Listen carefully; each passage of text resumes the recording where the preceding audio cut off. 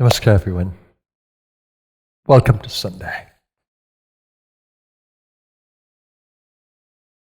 I've been saying to you that you're a spiritual being in a human experience. But I don't want it to just be an idea in your head. Even if you resonate with it, I don't want it to be an idea in your head.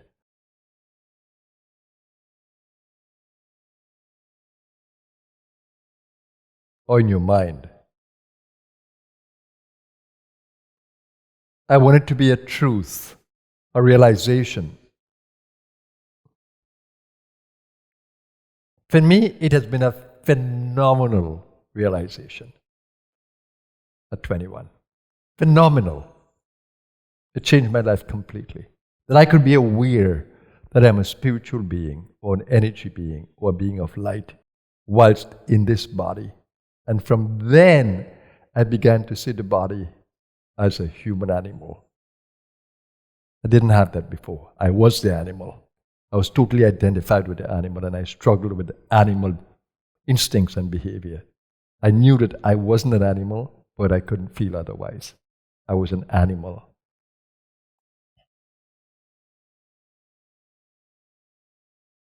But Shaktipat in the Guru's ashram woke me up. The subtle body awareness. And I was the happiest person. Then I became freed. Not completely from the animal instincts, from the primal instincts. I became free because I was able to see it.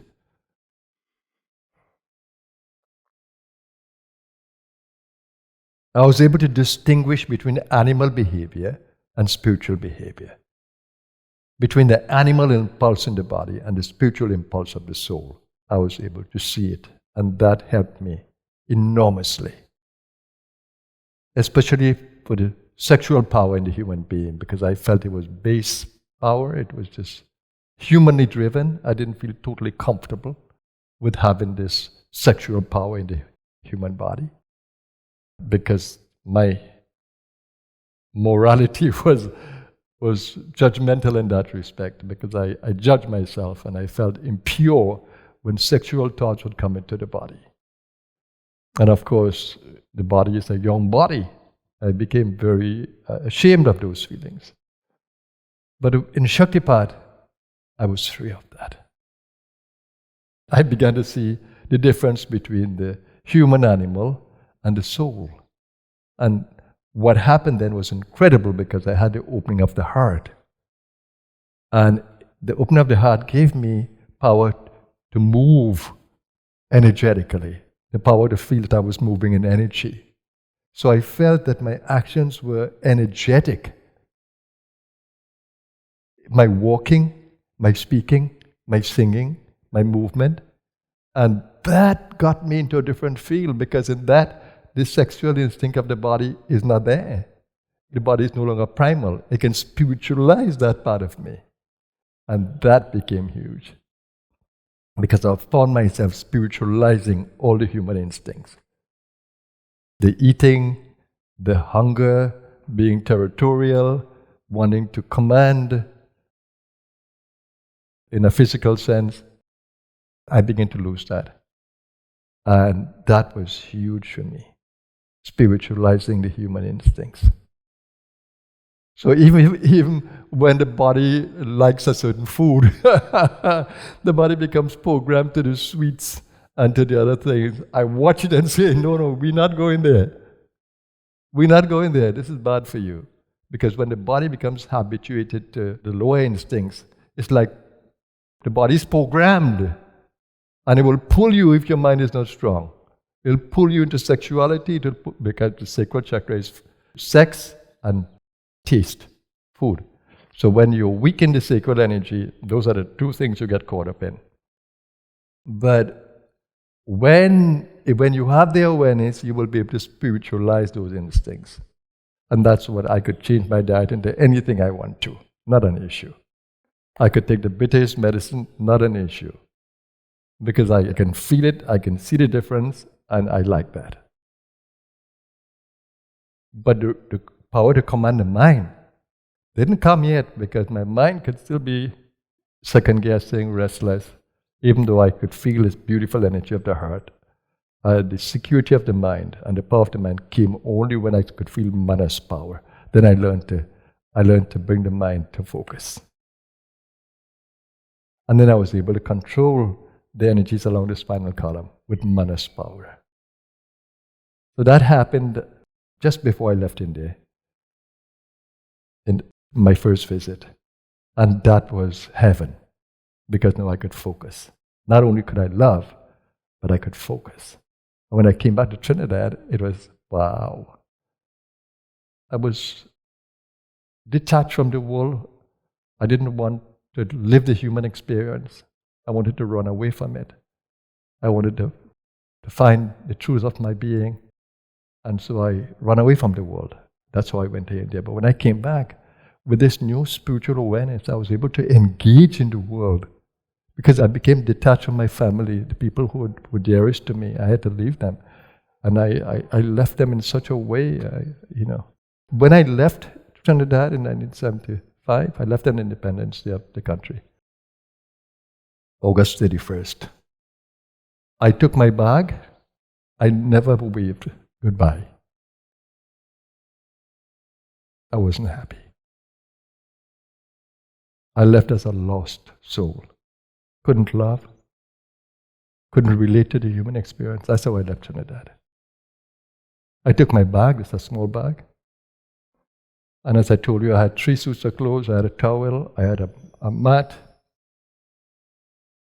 and other little accessories, but the bag was small. No, I could never travel in a bag like that. And I held the bag, and I walked down, those of you who know the hill from my family house, I walked down that hill, never looked back, never looked back. Took taxis to the airport, and that was it. It was only after Baba Muktananda's ashram when I felt this release, and I felt this spiritual engagement. That's when I wrote a card saying that I'm okay, that I found a place, that I'm happy. And that was the first time I wrote loving words back to home. And when I had to make a decision after 4 months, because I wouldn't have money to come back to Trinidad, I had to make a decision after 4 months whether I want to stay in India or leave.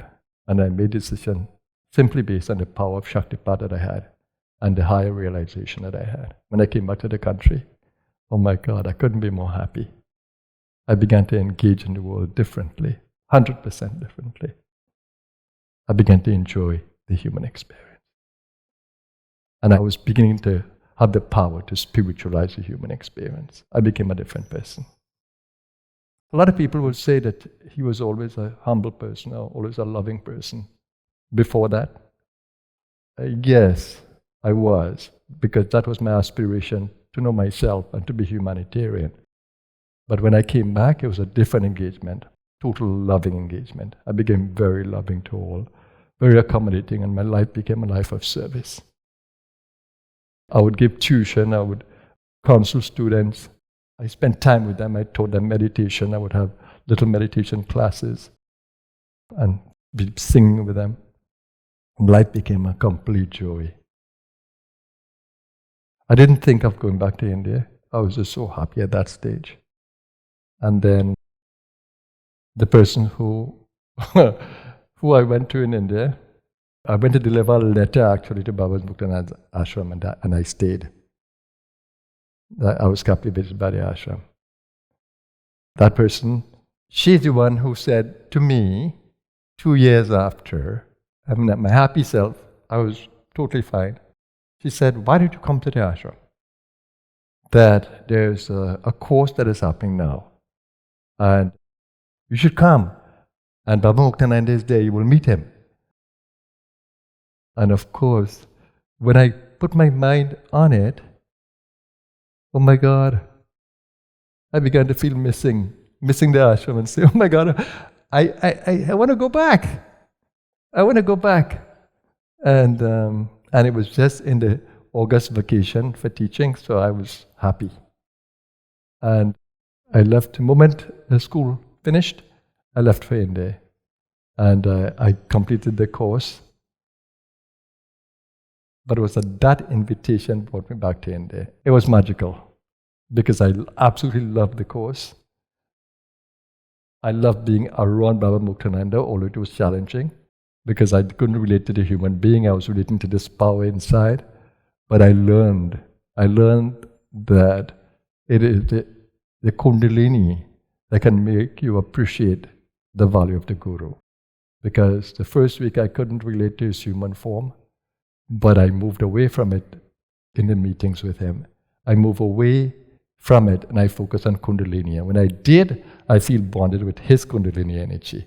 So I saw him not as a human being, but one who lives in this beautiful energy that I was beginning to live in. And I said, that's what I want to be like.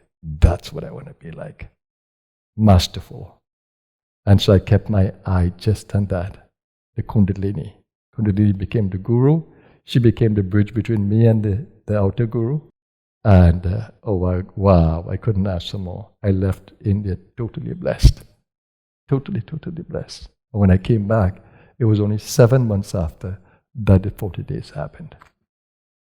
So it was an incredible experience of learning to spiritualize the human body. And after the 40 days, I was completely not the human body. Distinction was clear as daylight. And I couldn't do the things I did before. The happy person who came back from India, I couldn't be that. I was just indifferent to everything. I didn't know what to do. It took me months before I learned how to acclimatize again to an ordinary life. And then I learned how to channel energies through my body. Even though being detached, I learned to channel energy through my body. And then I realized that is the Shambhavi Mudra. That you can channel energy through the body, to every part of the body, to everything around you, while still staying centered in the inner space. So that was the gift that I got from the 40 days, the power of the Shambhavi Mudra. And also, of course, the experience of Sahaja Samadhi, that I could be engaged in the world while still in this ecstatic space of the self. So those were the gifts of the 40 days, totally detached from the body. So I lived the human experience with such joy and able to see the animal nature of the human body so clear, but to revel in my divine nature as I spiritualize the human body. So I love to eat, I love to exercise, I love to move, I love to speak, I love to be personable, I love nature, I love community, I love all the senses, because they no longer control me. I have learned how to master them, and that is the beauty of spiritualizing the human being and living the human experience. So I wish that for you, that you can become more awakened to your spiritual being and that you can really master the human experience and control the primal instincts of the body. That's the joy that I have since 23 years. That's the joy that I have. That was the gift for my 23rd birthday. And in August, this body will be 70, and that joy is still there. The reason why I can engage beautifully with an aging body and I can feel the effects of aging, it is only because of that energy inside of me that can spiritualize this body and keep it alive and bright and youthful and vital. Kundalini, Kundalini, Kundalini.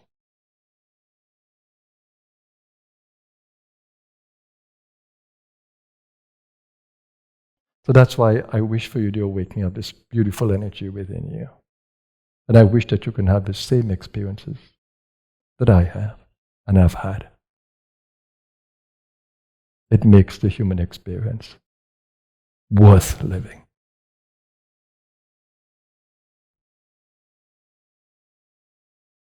So I'll leave you with that blessing. I want to wish you a happy Sunday, everybody. It's already started beautifully, and I just love being with you. I absolutely love the human experience, and I love serving humanity in the ways that matter. We need a better world. We need a more conscious world, and we need a more united world. And that's what the Blue Sky is working on. Thank you, everyone. Have a blessed Sunday. My soul bows to you. Namaskar.